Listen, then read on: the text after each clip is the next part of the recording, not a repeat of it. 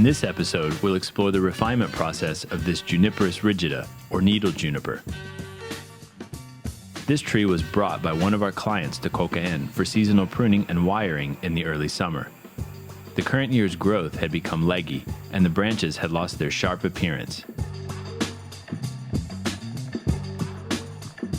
In fact, the larger jin to the right was weak and had been poorly repaired with glue.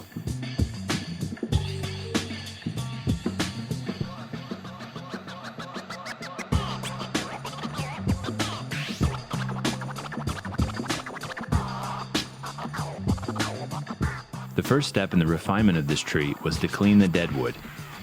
The entire trunk was wetted down with water and then scrubbed with a soft bristled toothbrush to remove the grime and fungus that had built up over the previous winter.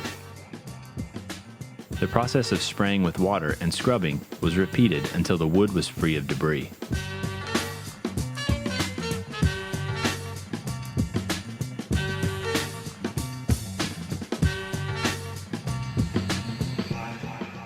Next, the live veins were lightly brushed with sandpaper.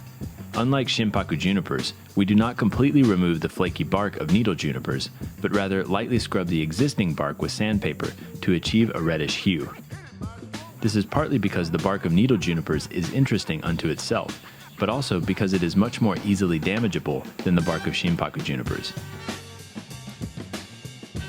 While the dead wood dried, the long shoots and new growth from the current year were then pruned using sharp scissors. When pruning needle junipers, use the tips of the scissors to cut in between the individual needles. It is okay to cut anywhere along the length of the green shoot. Latent buds will then activate and produce a second flush of annual growth within a few weeks. In most cases, it's best to start at the top of the tree and work towards the bottom. This makes cleaning up after the fact easier.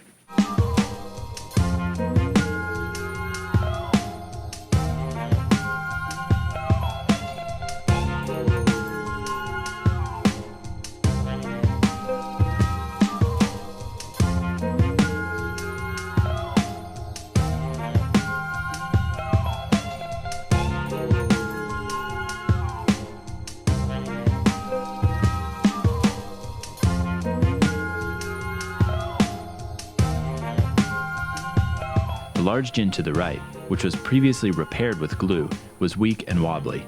The old glue was then removed and a new wood hardening glue, which can be found at most hardware stores, was applied to preserve the feature.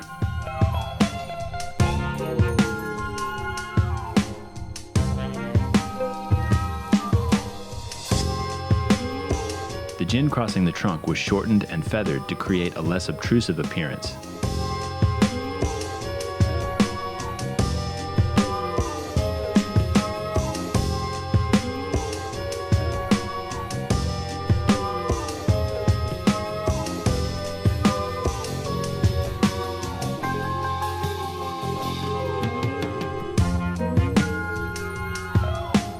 Finally, lime sulfur was applied at full strength.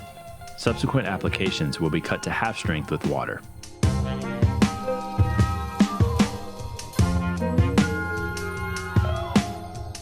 The next step was to detail wire the branches, starting at the bottom of the tree. With needle junipers, it is unnecessary to wire each individual branch. Rather, focus on wiring the primary and secondary branches and placing them in a manner that allows the tertiary branches to simply be trimmed into shape.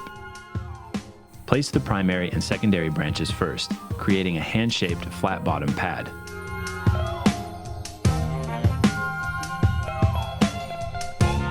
Next, layer some of the secondary and tertiary branches to give the pad a three-dimensional appearance.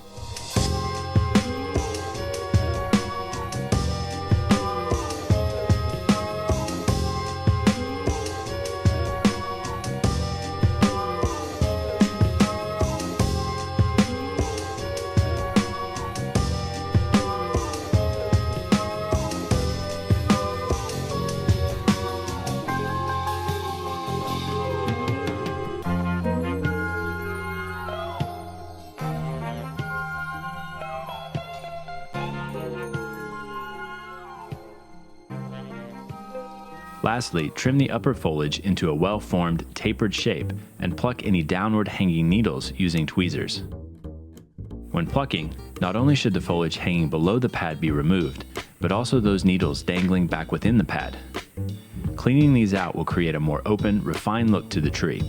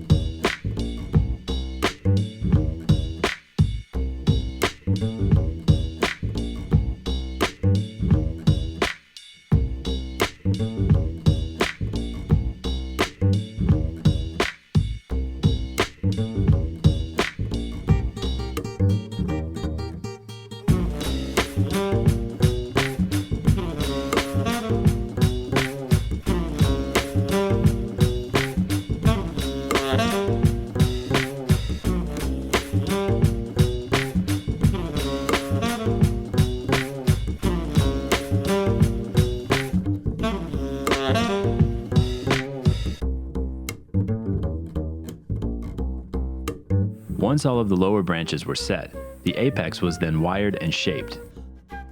The first step was to lower the branches to create the lower layer of the apex.